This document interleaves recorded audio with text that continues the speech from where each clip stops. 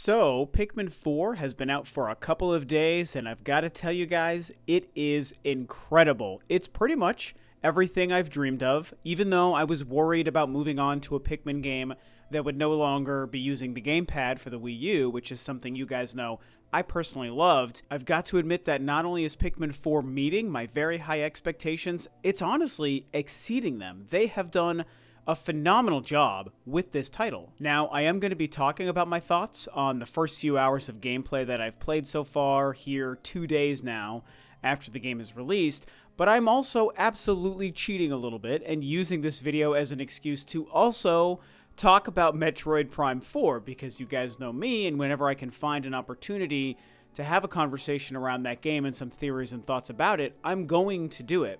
And here we're talking about one of my current favorite games with Pikmin 4, but there is a unique correlation between Pikmin 4 and Metroid Prime 4 that we can draw, and no, it's not the number 4, although that is also true. And I think it'll make for a pretty fun topic that will hopefully get your brains thinking about stuff in a different way. So to quickly touch on my thoughts on Pikmin 4, without making this like a true review, all I will say is, as I was mentioning, I do think that this is going to end up being my favorite game in the franchise, even though it is no longer using the gamepad, which I will always maintain. A real-time map and a real-time inventory was the greatest thing the Wii U ever gave us, and it was supremely excellent for Pikmin 3, so it is really strange to be playing a Pikmin game and not be able to rely on that real-time map on the gamepad screen. I was even playing Pikmin 3 last week in preparation for this because I was so excited for Pikmin 4. So even though we're losing that amazing functionality that did enhance the game, what they've done with this game otherwise is incredible. I tweeted about this, and it has to be said that Pikmin 4 is the perfect example of how to take one game in a franchise and make vast, huge, impactful quality of life improvements. There's not just one or two things about the Pikmin experience that is improved with Pikmin 4, it's several things. And on top of those several things, they've also added new things like Ochi and a base camp and things like that. It's really insane. And then, as I've mentioned in other prior videos, the fact that there are new Pikmin to experience is also really cool. It's the coolest part of any new Pikmin game. The only new one I myself have even had a chance to play with is the Ice Pikmin. I have not gotten to the night missions yet. I don't yet know how the game incorporates those, so I haven't met the Glow Pikmin and had a reason to use them yet, so I can't really speak to those. I really am only, I've just opened up the third area of the game. I don't really know how many there are. I've probably put like 4 or 5 hours into the game, and I'm also taking my time. I like to spend a lot of time in each area before I move on to the next.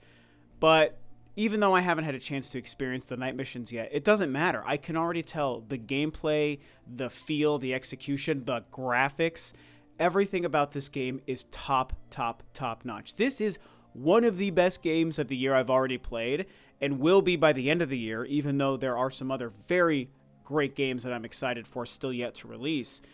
But Pikmin 4, it's just, as a Pikmin fan, it's everything I wanted, and honestly, I've seen a lot of people, and even had a lot of people responding to me on Twitter about this. A lot of people are playing this for their first ever Pikmin game, and they are also loving it. I don't think anyone who I've seen talk about or have talked to about this game has said that they don't like it and aren't loving it. It is a truly impressive thing, so hopefully it continues to do well, knowing that people are buying and playing it for the first time ever simply because the Switch is that kind of a machine that convinces people to do that.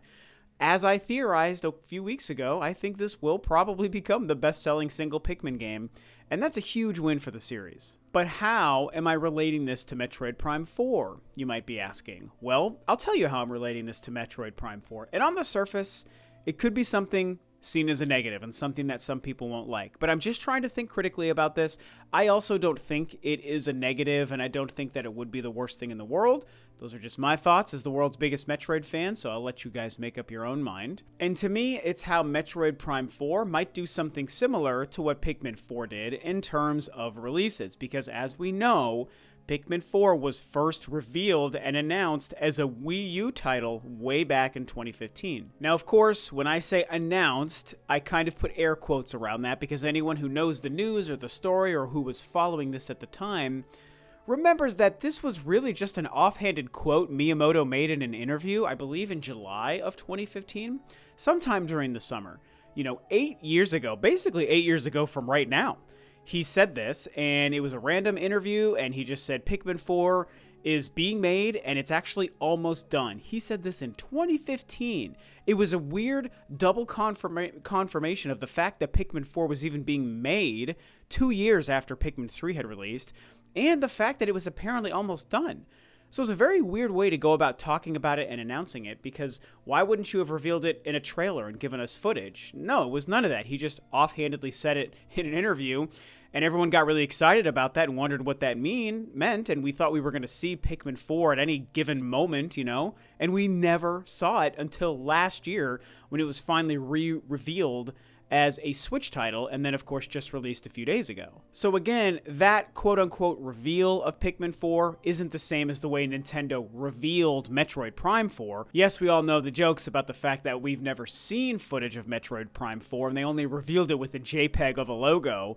But here's the thing, they revealed it with a JPEG of a logo. That is more than Pikmin 4 got in 2015 when Miyamoto talked about it. Metroid Prime 4 was featured in their E3 presentation for 2017. It was one of a select few games. What does your average Nintendo Direct or E3 Direct have, like maybe 15 to 30 games, depending on the length? That's really not a lot of games. And so any game featured in an E3 Direct has a prestigious spot in their year's lineup. And Metroid Prime 4 was one of those. They confirmed it at E3 in a Direct with a trailer with a logo. Yeah, no gameplay, no Samus, but let's be real, guys. That was a serious thing. It was a big announcement, and we've all been hanging on that for 6 years. Pikmin 4 literally was offhandedly thrown in an interview like, oh yeah, that game's being made, and in fact, it's almost done, making us feel that it was going to release like the very next month, yet we never saw it. And so as we know, Pikmin 4 eventually making it on the Switch means that it was announced for one console, but never was released or even revealed officially until the next generation successor was out on the market, which in this case is the Switch. And so Metroid Prime 4, you can tell the correlation I'm drawing. We've all been talking about this for years anyway. I'm just connecting it to Pikmin 4 because I think it's fun to do so. Metroid Prime 4 was announced, now in development for Nintendo Switch. Well, we're in the 7th year of the Switch, and Nintendo is still releasing a lot of great games. They have 2 more big ones still to release this year. But at the same time, we know they can't rely on the Switch forever. We all expect the next-gen Switch to hopefully show up next year sometime, or the next-gen console, I should say. So what are the odds that just like Pikmin 4, Metroid Prime 4 gets announced for one console, but then ends up moving to the next-generation successor? This, again, is something I've said for a few years now. Now, I will say, again, this is all theories and speculation, so don't anyone lose their mind if you disagree with this. I'm just a guy trying to put pieces together and solve a mystery and find out when this game is going to come out. And so I've long been saying that I think Metroid Prime 4 has a great chance at being a cross-generation release, and I still think that's true, and even if my Pikmin 4 theory comes true, cross-gen is still possible. With Pikmin 4, it was announced for Wii U and then only released on the Switch. There was no Wii U version released for that game, of course. Metroid Prime 4 might be announced for Switch and release on the next Switch, but what if it also has the opportunity to release on both consoles, next-gen and current Switch alike? I do think it could kind of fall into that category as well. Something I tweeted about also in the last day or so is the fact that Pikmin 3 is a game that went through the exact same situation that Pikmin 4 did. Because Pikmin 3 was actually confirmed by Miyamoto in some kind of an interview in 2008 to be coming to the Wii, which was their then current console. It was their then new console. Wii was 2006 and it was only 2008 that Miyamoto said this in an interview. And of course, it also went silent, disappeared, we never saw it for Wii, and then years later was announced and revealed and released on only the next-gen Wii U. So it's very strange. It's just a weird piece of history if you think about it. Pikmin 3, announced for Wii, released on Wii U. Pikmin 4, announced for Wii U, released on Switch.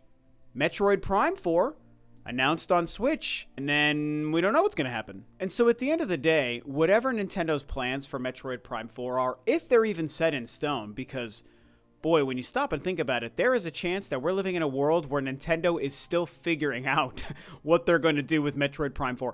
I don't think that's the case. I think it's been long enough at this point, even since the reboot in 2019, 4.5 years almost.